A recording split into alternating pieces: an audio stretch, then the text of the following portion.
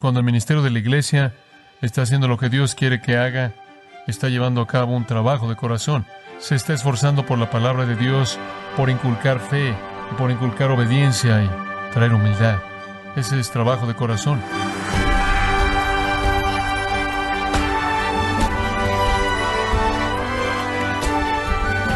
Queremos darle la bienvenida y las gracias por acompañarnos en su programa Gracias a Vosotros con el pastor John MacArthur. Los cambios en la economía a menudo traen periodos de recesión que llevan a millones de personas y bancos a declararse en quiebra. Tal vez nunca se declaró en bancarrota económica, pero ¿ha experimentado la bancarrota espiritual? ¿Qué significa estar en bancarrota espiritualmente? Hoy, John MacArthur nos explica por qué necesita la pobreza espiritual y por qué no puede tener relación con Dios al menos que haya pasado por esa condición. Estamos en la serie Los Pilares de la Virtud Cristiana, en Gracia a Vosotros. Fuera de la fe y la obediencia como una categoría general, probablemente no hay una virtud espiritual más importante que este asunto de la humildad. En el punto central, en el punto medular, en el corazón mismo de la vida en la iglesia, viene este asunto de la virtud de la humildad. Así es como todo comienza. Como todo comienza. Usted viene humillado y quebrantado con un corazón contrito. Creo que eso es esencialmente lo mismo que usted tiene en el Antiguo Testamento. Realmente no hay diferencia. No me gusta cuando la gente hace algún tipo de diferencia grande entre cómo la gente en el Antiguo Testamento venía al Señor y la diferencia, digamos, entre aquellos que están en el Nuevo Testamento. Realmente es lo mismo. Escuche Isaías 55. Buscad a Jehová mientras que Él pueda ser hallado. Clamad a Él mientras que Él esté cercano. Deje limpio su camino y el hombre inicuo sus pensamientos, y vuélvase a Jehová, el cual tendrá de Él misericordia, y al Dios nuestro, el cual será amplio en perdonar. Usted viene reconociendo su impiedad, viene reconociendo la ausencia de justicia, viene quebrantado, arrojándose en la misericordia de Dios. Así es como usted entró al reino. Usted vino humilde. Y quiero sugerirle que todo eso para decir esto, nada cambia, nada cambia. Usted no es más digno ahora de salvación de lo que usted fue cuando usted vino, ¿verdad? Usted no es más digno ahora de la bondad de Dios en Cristo que cuando usted vino. Usted todavía es un pecador y todavía la gracia de Dios es lo que lo sostiene usted. No hay lugar para la soberbia en su vida, jamás.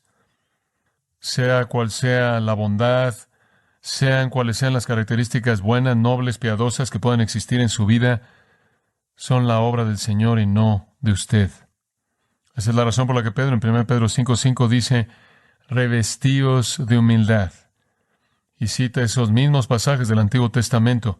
Dios resiste a los soberbios, pero da gracia a los humildes. Versículo 6, humillaos pues bajo la poderosa mano de Dios para que los exalte cuando fuere tiempo. Y él aquí le está hablando a creyentes. El principio es el mismo. Creo que en Santiago le está hablando a incrédulos, pecadores y adúlteros y amigos del mundo. Pero aquí él está hablando a jóvenes. Algunos de ellos incluso pudieron haber estado en el ministerio sirviendo como ancianos, porque ese es el contexto inmediato. Pero ciertamente él está hablando a creyentes aquí. Y el mandato es humillarse, a humillarse usted mismo. El Señor quiere hacer esto. El Señor hará lo que necesite hacer para humillarnos. Veamos 2 Corintios capítulo 12 por un momento. Quiero compartir con usted simplemente algunos de sus principios. 2 Corintios capítulo 12. Conforme comienza el capítulo, el apóstol Pablo está repitiendo una experiencia sorprendente que tuvo. Él está hablando, como dice en el versículo 1, de visiones y revelaciones, cosas sobrenaturales. Y después, de una manera algo vaga, pero todos nosotros sabemos a quién se refiere, esto es a sí mismo, él dice, conozco un hombre en Cristo quien hace 14 años atrás, hablando de sí mismo, si en el cuerpo no lo sé o fuera del cuerpo no lo sé, en otras palabras, él dice, 14 años atrás tuve una experiencia, la realidad de la cual no entiendo. No sé si de hecho estaba en el cuerpo o si fui sacado de alguna manera del cuerpo, no lo sé, Dios sabe, pero dicho hombre fue arrebatado al tercer cielo. El primer cielo es el cielo de oxígeno, el aire que nos rodea. El segundo es el celeste y ese es en donde las estrellas y todos los planetas, ese es el gran espacio que está sobre nosotros. Y el tercer cielo, en términos simples, es el cielo donde Dios vive, el trono de Dios.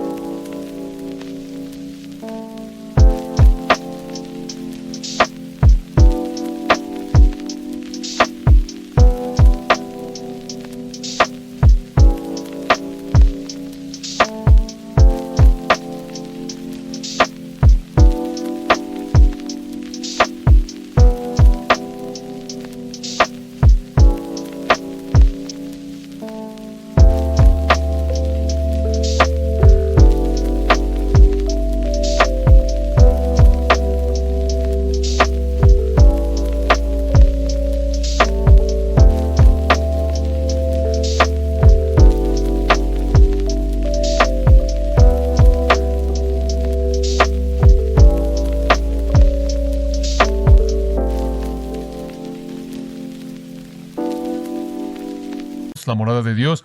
Y este hombre, 14 años atrás, él dice, de alguna manera fue llevado a ese lugar.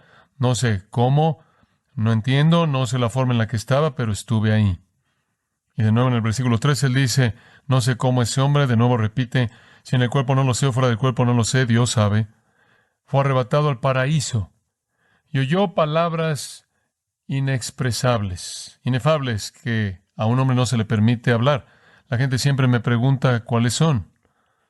Seguro, no se pueden expresar y no hay capacidad para hablar de ellas. Ahora, Pablo solo tuvo esta experiencia. Sé que hay muchas personas hoy día que dicen tenerla, pero solo Pablo la tuvo. Y él dice, en nombre de ese hombre voy a jactarme, pero a favor de mí no me jactaré, excepto con respecto a mis debilidades. Lo que él está tratando de hacer aquí es decir que hay ciertamente algo que decir acerca de ese viaje. Y hay una parte de mí que quiere celebrar esa experiencia increíble. Pero cuando realmente me veo a mí mismo, de lo único de lo que realmente puedo hablar es de mi debilidad. Como si dijera, no fui ahí porque merecí ir ahí, no fui ahí porque me había ganado el viaje, no fue una recompensa para mi espiritualidad. Digo, fue algo maravilloso y algo maravilloso en que exaltarme y regocijarme, pero cuando miro atrás y me veo, en lo único en lo que me puedo regocijar es en mis debilidades. Y después llegando al versículo 7, debido a la supereminente grandeza de las revelaciones, y Pablo tuvo varias de ellas. Él tuvo una, en primer lugar, en el camino a Damasco, en donde él literalmente quedó ciego por la luz refulgente de Jesucristo. Cristo le apareció ahí por lo menos 2 veces más, de manera personal, individual, independiente de alguien más. Cuando él iba de regreso a Roma, en el libro de los Hechos, el Señor, recordará usted, le envió un ángel para darle instrucciones acerca de lo que iba a pasar en medio de la tormenta. Y después él fue arrebatado al tercer cielo, al paraíso mismo de Dios. Él tuvo una revelación sorprendente. Nadie había tenido una así. Y debido a todo eso, el versículo 7 dice, por esta razón, para evitar que me exaltase, como puede ver, esa es la tendencia cuando usted ha tenido esas grandes revelaciones. Digo, nadie las había tenido, nadie. Nadie había ido al cielo y había regresado. Eso no es algo rutinario. De hecho, en los evangelios dice que nadie subió y descendió excepto por Cristo. Esto no es algún tipo de situación que simplemente pasa todo el tiempo. Estas revelaciones que sobrepasan a todo, incluso Pedro miró atrás a la transformación.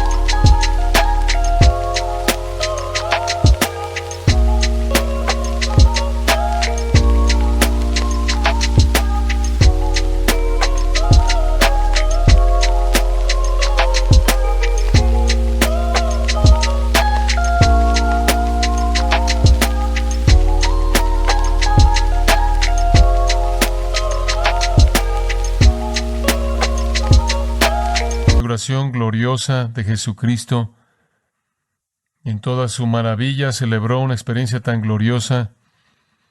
Debido a su rareza, simplemente estaban Pedro y Jacobo y Juan.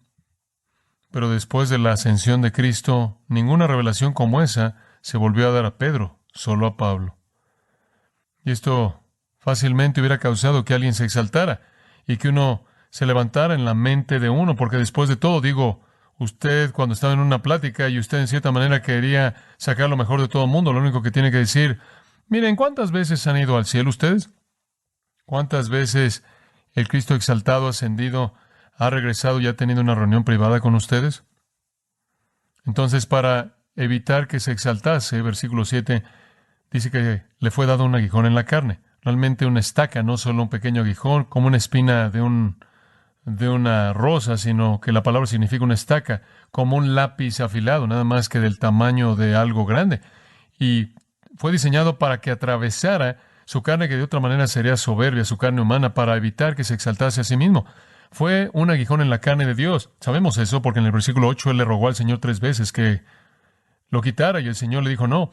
Entonces el Señor debió haberlo permitido porque el Señor se rehusó a quitarlo. Y además, si fue enviado para humillarlo, Satanás está ocupado en humillar a la gente. Pero dice usted, espera un minuto, ¿fue un mensajero de Satanás para bofetearlo? Es correcto.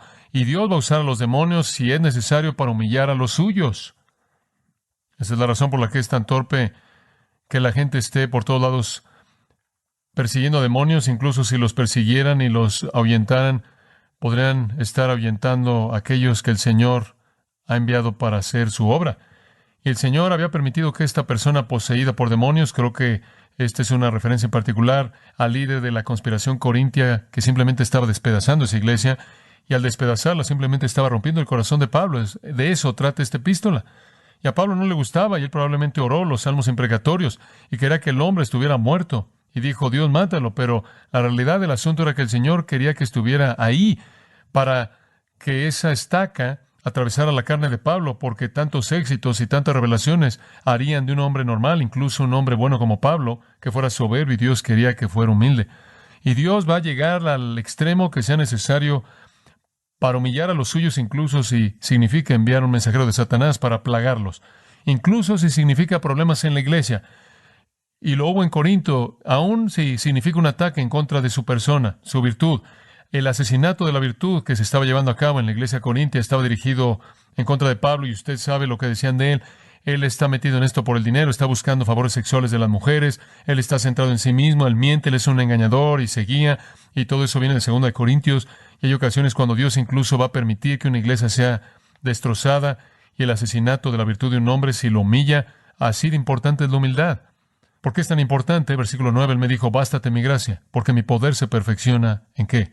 En la debilidad. Y Dios lo aplastó, porque cuando él estuvo al fin de sí mismo y él no tenía nada, entonces él era más útil. Pablo aprendió eso. Entonces de gran manera me gloriaré, dice en el versículo 9. Prefiero gloriarme en mis debilidades para que el poder de Cristo repose sobre mí. Como puede ver, él sabía que el poder estaba en relación directa a la humildad, al quebrantamiento. Por lo tanto, estoy satisfecho con debilidades, insultos, aflicciones, persecuciones, dificultades por causa de Cristo. Porque cuando soy débil, entonces soy, ¿qué? Fuerte. Él aprendió a abrazar la adversidad. ¿Usted está siendo acusado de manera falsa? ¿Está siendo calumniado? ¿Usted está siendo representado de manera equivocada? Abrácelo. Abrácelo. Examine su corazón. Deje que el trabajo de humillación se lleve a cabo. Esté contento, porque es en la debilidad de usted que su fortaleza es perfeccionada. Él quiere que usted se humilde, y Él va a llegar al extremo que sea necesario. La humildad del apóstol Pablo, creo yo, se manifiesta de una manera tan clara en Filipenses capítulo 3, si usted pasa ese capítulo. Si alguien en la esfera espiritual había alcanzado algo, fue Pablo. Si alguien había alcanzado lo que ciertamente agradaría a Dios y traerle reconocimiento, era Pablo. Y supongo que desde el punto de vista del mundo, esa es la razón por la que nombraron una ciudad en Minnesota con su nombre. Y esa es la razón por la que nombran catedrales por todos lados con su nombre, iglesias por todos lados llevan su nombre y niños pequeños llevan su nombre. Pero quiero que sepa cómo se veía a sí mismo en el versículo 12. No que lo haya alcanzado ya, no ha llegado aún, ni que ya sea perfecto, sino que prosigo. Cuando él escribió a Timoteo al final de su vida, él lo dijo de la manera más simple que se podía decir.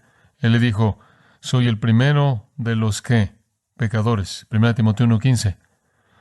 Soy el primero de los pecadores. Y él dice, ¿saben por qué Dios me salvó? Él me salvó porque era tan malo que Él podía demostrar su misericordia de una manera única conmigo. Para que yo, dice él, como el primero, el peor, permitiera que Jesucristo demostrara su paciencia perfecta. usándome a mí como un ejemplo. Es como si dijera, si Él pudo salvarme a mí, puede salvar a cualquier persona. Y nada cambió en el corazón de Pablo. Él dice, no he llegado, soy tan indigno ahora como siempre lo he sido. Léalo en Romanos 7. Él dice, todavía hay una ley en mis miembros que está en guerra contra la ley de mi mente que me lleva a esta conclusión. Oh, miserable de mí. ¿Quién me librará de este cuerpo de muerte? Soy como un homicida con un cadáver amarrado a mi espalda que me está consumiendo. Eso es humildad. Eso es humildad. No que lo haya alcanzado ni que ya sea perfecto, sino que prosigo. Dioco, yo persigo, yo busco. Y simplemente estoy tratando de aferrarme de aquello para lo cual se aferró de mí, Dios. ¿Y por qué se aferró Dios de él? Romanos 8, predestinado para ser conformado a la imagen de Cristo. Dios lo salvó para hacerlo como Cristo y ese va a ser el premio del supremo llamamiento, semejanza a Cristo. Esa es la meta en la eternidad, esa es la meta en el tiempo. Entonces Él dice, simplemente estoy persiguiendo aquello para lo que Dios se aferró de mí y eso fue hacerme como su hijo. Algún día lo va a hacer en la eternidad, pero hasta ese momento lo persigo aquí y ahora y no he llegado. Y así es como se miden, amados. Si usted quiere saber qué tan lejos, cuánto ha progresado espiritualmente, compárese no con alguien más. Recuerda, 2 Corintios, Pablo dice, no nos comparamos con nosotros mismos o nos medimos por nosotros mismos a nivel humano. Si usted quiere saber en dónde está espiritualmente, compárese con Jesucristo. Eso lo va a mantener humilde. Y antes de la honra, Proverbios 15:33, viene la humildad. Antes de la honra viene la humildad. Dios quiere que usted se humilde. Usted entró humilde. No tiene razón para ser soberbio ahora, en absoluto. Usted no es más digno de salvación ahora que cuando usted fue antes de que Dios lo salvó a usted. Usted todavía es miserable, indigno, y en usted mismo, simplemente usted ha sido cubierto por la justicia de Cristo porque Él pagó el castigo por sus pecados. Pero usted en usted mismo no es más digno ahora. Y cuando Dios trae esas cosas a su vida que lo humillan a usted y lo bajan y lo quebrantan y despedazan su confianza en usted mismo, esas cosas que usted no puede arreglar y no puede corregir y no puede deshacer, cuando la crítica viene, es como una flor de diente de león que se disuelve en el viento. Usted nunca va a recoger los pedazos. Si usted se pregunta qué le va a hacer usted, simplemente recuerde que probablemente es lo que es hecho usted. Si usted lo enfrenta de manera correcta, es para humillarlo y eso lo va a hacer a usted más útil. El lugar donde vamos a cerrar nuestra pequeña explicación de la humildad conforme llegamos a la mesa del Señor es Filipenses, capítulo 2. Filipenses, capítulo 2, y vamos a comenzar en el versículo 3. Nada hagáis por contienda o por vanagloria, antes bien con humildad, estimaos cada uno a los demás como superiores a sí mismo. ¿Sabe una cosa? Hay algo verdad en una persona humilde, y es esto. Ven su propio pecado peor que el resto de la gente. Ven su propio pecado peor que el del resto de la gente, y esa es una marca. Si usted critica más a otros cristianos de lo que usted se critica a usted mismo, usted carece de humildad. Es la soberbia que le permite salir de su propio agujero arrastrándose y condenar a otros. Y no estoy hablando de evaluar la verdad, no estoy hablando de discernir, estoy hablando de estar preocupado por criticar los pecados de otros. Es difícil hacer eso cuando usted está abrumado por los suyos, cuando los pecados que más le ofenden a usted son los suyos, cuando los pecados que más le entristecen a usted son los suyos, cuando los pecados que usted quiere prevenir son los suyos, y cuando los efectos de esos pecados que impactan a la iglesia son sus pecados y no los de alguien más, usted tiene una medida de humildad. Y usted puede hacer lo que dice aquí, considerar a otros como superiores a usted. También involucra en el versículo 4 no solo no viendo por lo suyo propio, sino también por los intereses de otros. Cuando usted está más preocupado por los asuntos de otros, los éxitos de otros, las bendiciones de otros, los beneficios de otros, de lo que usted está preocupado por usted mismo, usted tiene una medida de humildad. Cuando sus intereses personales no son lo que importa, cuando a usted le podría importar menos sus propios éxitos y usted podría importarle menos sus propios méritos y usted le podría importar menos sus propios privilegios, popularidad, reputación, pero usted está consumido con esas cosas con respecto a otros, usted tiene una medida de humildad. Tiene que ver con cómo se ve usted a sí mismo. de manera negativa con respecto a su pecado y de manera positiva con respecto a sus éxitos. Está más preocupado por sus pecados que por los de alguien más y está más preocupado por las bendiciones de otros que por las suyas. Esa era la actitud de Cristo. Él estaba más preocupado por nosotros que por sí mismo. La actitud que es expresada en el versículo 5, haya pues en vosotros este mismo sentir que hubo también en Cristo Jesús. Él estuvo perfectamente dispuesto a ceder sus privilegios para llevar nuestros pecados. Él estuvo dispuesto a estar separado de Dios y soportar la agonía, la cual es inexplicable, incomprensible para nosotros, para que nosotros, que somos indignos, pudiéramos ser salvos. Y es este pasaje maravilloso, conocido por nosotros, que apunta a esto. Aunque Él existió en la forma de Dios, no consideró el ser igual a Dios como cosa que aferrarse. Él estuvo dispuesto a cederlo, sino que se despojó a sí mismo, tomando forma de siervo, hecho en semejanza de hombres. Esta es la condescensión aquí, la kenosis, como se llama el vaciarse de sí mismo, y estando en la condición de hombre, se humilló a sí mismo, haciéndose obediente al punto de muerte, esto es, muerte en la cruz. En otras palabras, Él vino hasta el fondo por nosotros, hasta el fondo por nosotros. ¿Qué es esta humildad que Dios busca para nosotros? Es un sentido de la bancarrota espiritual de uno en dignidad total, como se manifiesta en las bienaventuranzas y en el sermón que Jesús predicó en Mateo 18 y en el libro de Santiago. Es una actitud que continúa después de nuestra salvación, cuando reconocemos que no somos más dignos ahora de lo que fuimos en el pasado. Es una actitud que reconoce que el sufrimiento y el dolor que viene a nuestras vidas, que entra en tanta profundidad y nos golpea, y esa es una palabra, 2 Corintios 12, nos abofetea y significa golpe, un golpe en la cara, la misma palabra usada de los soldados que golpearon a Jesús en la cara. Y cuando somos golpeados en la vida y acusados falsamente, abrazamos eso, porque entendemos que mediante eso Dios nos humilla, y entre más humildes somos, más poderoso Él es mediante nosotros. Es el tipo de humildad que está más preocupada por nuestros pecados que los pecados de alguien más o cualquier otra persona. Es el tipo de humildad que en particular busca los intereses de otros, demostrada en la condescensión de Jesucristo. Esa es su humildad. Y esa, amados, es una actitud del corazón que está en el centro mismo de la virtud espiritual. Entonces, cuando el ministerio de la iglesia está haciendo lo que Dios quiere que haga, está llevando a cabo un trabajo de corazón. Y en el corazón se está esforzando por la palabra de Dios, por inculcar fe y por inculcar obediencia y traer humildad. Ese es trabajo de corazón. Ese es el trabajo de la iglesia. No es superficial, simplemente lo opuesto a eso. La meta de la iglesia no es simplemente que usted venga aquí y darle una experiencia agradable. La meta del ministerio de la iglesia es producir humildad.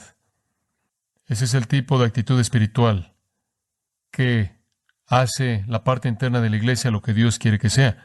Y después la iglesia puede vivir de adentro hacia afuera. Inclinémonos juntos en oración. Padre, conforme pensamos en esto, todos estamos sintiendo culpabilidad en nuestros corazones. Yo sé que lo estoy sintiendo. Me has dado muchas bendiciones y desde el punto de vista del ministerio en la iglesia, has abierto muchas oportunidades y muchas experiencias y muchos privilegios. Y Señor, tal privilegio necesita una humillación y yo entiendo eso y te agradezco por esas cosas que vienen a mi vida, que me traen rápidamente al fin de mí mismo y me arrojan sobre ti. Te agradezco por los insultos, las aflicciones, las malas representaciones, las acusaciones falsas. Te agradezco por las pruebas y las tribulaciones, la aflicción que viene a la iglesia, las dificultades y incluso esfuerzos satánicos, esfuerzos demoníacos. Te agradezco por todo eso, que no son el resultado de la iniquidad, sino el desarrollo de los propósitos que tú tienes para humillar a tu siervo. Y te agradezco por lo mismo en las vidas de estas personas amadas. Gracias por hacer lo que necesitas hacer para humillarlos, para que puedan saber cómo depender de ti, para que sean acercados a la intimidad contigo, porque no tienen a ningún otro lugar a donde acudir, para que puedan ser poderosos. Si Jesús se humilló a sí mismo a la cruz, oh Dios, danos esta misma actitud, que seamos como Él y nos humillemos a nosotros mismos. Y vemos la humildad misma de Cristo en su demostración más vívida. Lo vemos humillado.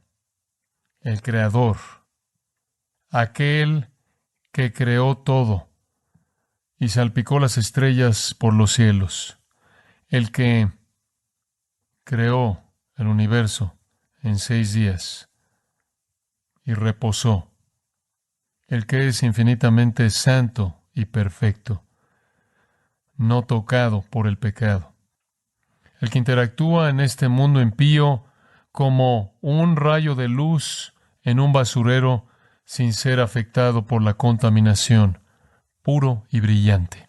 Pero Señor, sabemos que con tanta frecuencia olvidamos tu gracia y misericordia y la extensión de tu humillación. Veniste y fuiste hecho pecado por nosotros cuando no conocías pecado, para que fuéramos hechos la justicia de Dios a través de ti. Te volviste pecado solo en el sentido de que fuiste tratado como si hubieras cometido nuestros pecados, cuando de hecho nunca cometiste ninguno, para que fuéramos tratados como si hubiéramos cometido ninguno y como si solo hubiéramos hecho tus actos justos. Esto es gracia maravillosa y condescensión, que nos humillemos a nosotros mismos, reconociendo los pecadores que somos, absolutamente indignos, y que por lo tanto nos humillemos a nosotros mismos delante de ti y delante de el uno y el otro, expresando que ninguno puede tener mayor amor que este que ponga su vida el hombre por sus amigos. Humíllanos, Señor, mediante el medio que sea necesario, para que podamos manifestar la virtud misma de Cristo, de quien somos y cuya imagen anhelamos reflejar.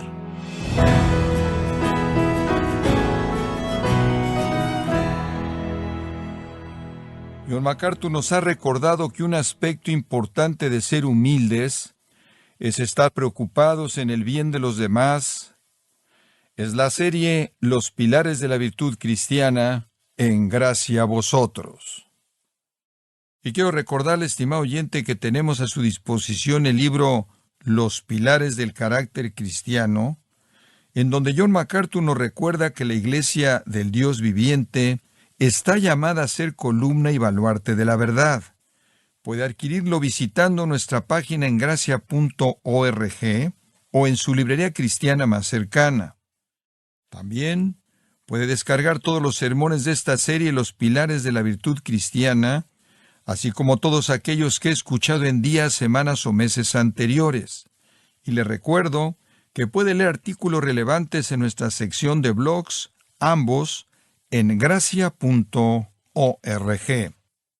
Si tiene alguna pregunta o desea conocer más de nuestro ministerio, como son todos los libros del pastor John MacArthur en español, o los sermones en CD, que también usted puede adquirir, escríbanos y por favor mencione la estación de radio por medio de la cual usted nos escucha en Gracia a Vosotros. Es importante conocer no solo el país y ciudad de donde usted nos escucha, sino también la radio. Para quienes contactan nuestro ministerio por primera vez, pueden solicitar una copia del mensaje de promoción sin costo alguno, un mensaje por oyente únicamente. Si usted vive en los Estados Unidos o Puerto Rico, escríbanos a Gracia a Vosotros, P.O. Box 4000, Panorama City, California, 91412. O puede escribirnos a través del siguiente correo electrónico: radio@gracia.org. Bueno, en nombre de John MacArthur y el personal de este organismo, queremos darle las gracias por su tiempo y sintonía, y queremos pedirle que no deje de orar por este ministerio, como también por la estación de radio por la cual usted nos escucha de lunes a viernes. Este es su amigo Miguel Contreras, invitándole a que sintonice nuestra próxima edición para que juntos continuemos desatando la verdad de Dios un versículo a la vez. No se lo pierda, aquí en Gracia a Vosotros.